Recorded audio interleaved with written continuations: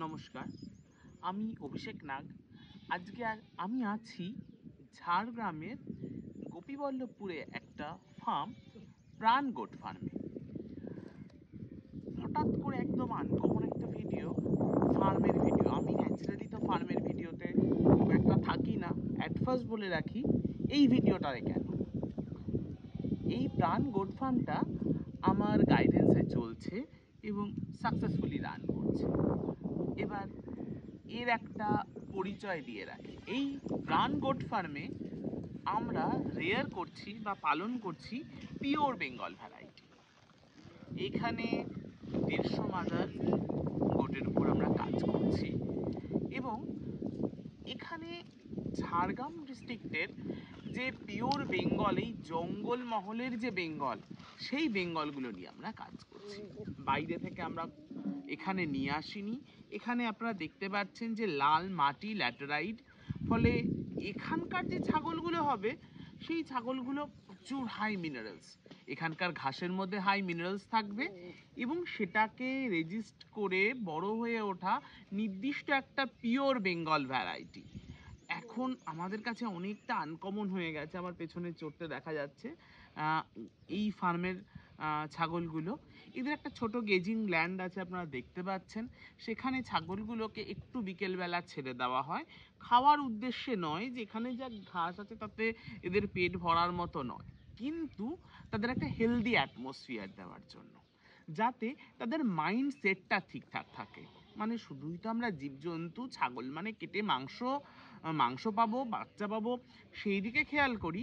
তাদের সাইকোলজিক্যাল ব্যাকগ্রাউন্ডেও কিন্তু আমাদের ফোকাস করতে হবে। একটা আদর্শ ফার্ম কিন্তু হ্যাপি অ্যানিমেল মেথডে চলে, যে অ্যানিমেলগুলো হ্যাপি থাকবে, খুশি থাকবে। ব্রিডিং ফার্ম মানে মায়েরা যত খুশি, তত সুন্দর কিড প্রোডাকশন এবং তত ভালো মিল্কিং। তাহলে আমরা বেস্ট টু বেস্ট কিড সেখান থেকে পাবো। শুধু আর্নিংয়ের দিকে খেয়াল না করে প্রাণ গোট ফার্মে এই টোটাল জিনিসগুলোর খেয়াল করা হয়। সঠিক ব্রিডকে বাঁচানো, এই ব্রিডটা হারিয়ে যাচ্ছে আস্তে আস্তে। এই মাদারগুলো দেখে বোঝা যাচ্ছে এদের ক্যাপাসিটি 2, 3, 4 অবধি বাচ্চা দেওয়ার। তাহলে সেই মাদারগুলো, এই এত সুন্দর কমার্শিয়াল ব্রিডটাকে বাঁচিয়ে রাখা কিন্তু শুধু আমাদের আর্নিংয়ের জন্য না। অবশ্যই বেঙ্গল, আমি অনেকবার বলেছি, বেঙ্গল একটা হাই কমার্শিয়াল ভ্যারাইটি। তার সাথে সাথে আমাদের আরেকটা জিনিস দেখতে হবে, ইন দ্য নেচার বেঙ্গল যেন থাকে, বেঙ্গল যেন একেবারেই বিলুপ্ত না হয়ে যায় এবং তার হাই ক্যাপাবিলিটির বেঙ্গল যেন আমরা রেয়ারিং করতে পারি। ঠিক সেই জন্য প্রাণ গোট ফার্ম পুরো জঙ্গলের মধ্যে, আপনার ভিডিওতে দেখতে পাচ্ছেন চারিদিকে খুব সুন্দর একটা জঙ্গলের অ্যাটমসফিয়ার। সেই জায়গাতে কিন্তু সঠিকভাবে ছাগল পালন হচ্ছে, সঠিক নিয়মে ছাগল পালন হচ্ছে। অবশ্যই স্টল ফিডিং, তাদের ঘাস চাষ করা আছে, সেখান থেকে ঘাস ছাগলদের দেওয়া হয়। তা সত্ত্বেও বেঙ্গলের যে একটা নেচার, নির্দিষ্ট নেচার, যে নেচারটাকে আমরা বজায় রেখে তার হ্যাপি অ্যানিমাল মেথড এবং তার যাতে সাইকোলজিক্যাল ব্যাকগ্রাউন্ড ঠিক থাকে, তার যাতে সঠিকভাবে নিজের রিয়ারিং হয় এবং কিছুটা ফিজিক্যাল এক্সারসাইজ। ব্রিডিং ফার্ম যেহেতু, বাচ্চা পাই যেহেতু, তার এক্সারসাইজটা দরকার যাতে বডি মেনটেনটা ঠিকঠাক থাকে।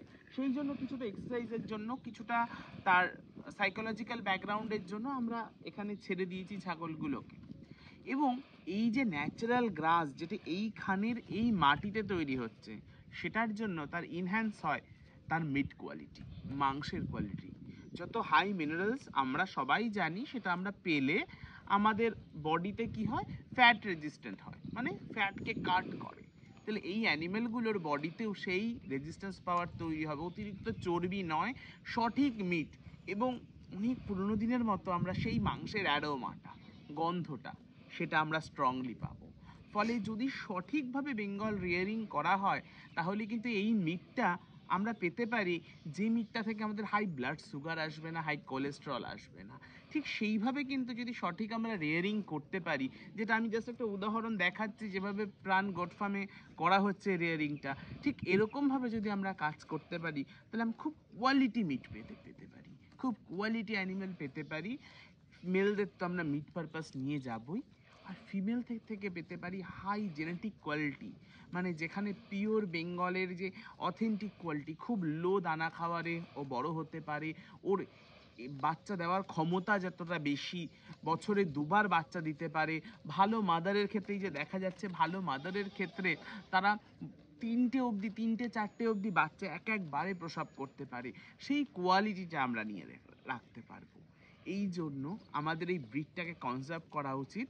এবং আমি as a consultant of goat ফার্মের পক্ষ থেকে একটা জিনিস বলতে পারি, নট অনলি বিজনেস, শুধু টাকা নয়, ব্রিডটাকে বাঁচিয়ে রাখা, কোয়ালিটি মিট প্রোডাকশন, ফার্মারদের জন্য কোয়ালিটি ইকোনমিক্যাল কিড প্রোডাকশন, যেখান থেকে বাচ্চা পেতে পারি এবং 8-10টা ফার্ম তারা মা তৈরি করতে পারে প্রপারলি।